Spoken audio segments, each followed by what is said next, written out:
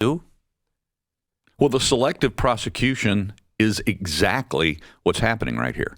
We have we have documented over 60 journalists that entered through those doors or broken windows that day. The fifth person through the broken window that day was a New York Times reporter.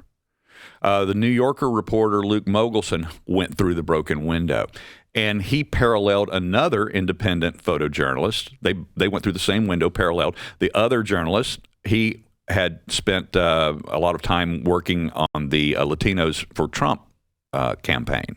Well, even though he didn't parade, he didn't do any protesting, he did no chanting, anything of the sort, and was contracted at the time as a video photojournalist for a TV station in Mobile, Alabama.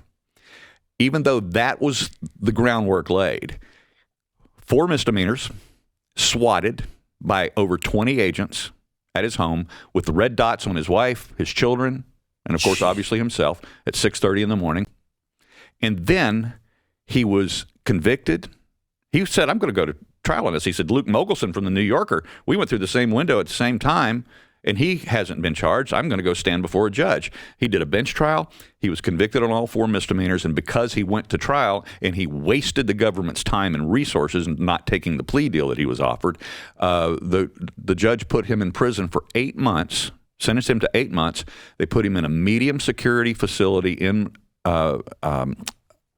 Georgia, where after spending the first 2 months in solitary confinement and gets out into the general population, he learns from all the other prisoners that they never put misdemeanor defendants in that prison. All of the other guys were, actually, they distrusted him. They thought he was some sort of plant, inside the prison. They're like, people don't come here for misdemeanors. This is what we do for a living. We're pros. We go to prison. We commit crimes and go to prison for a living. You're not supposed to be here. He goes, well, you are if you're a J6 defendant. So, mentally, how are you? I have my moments.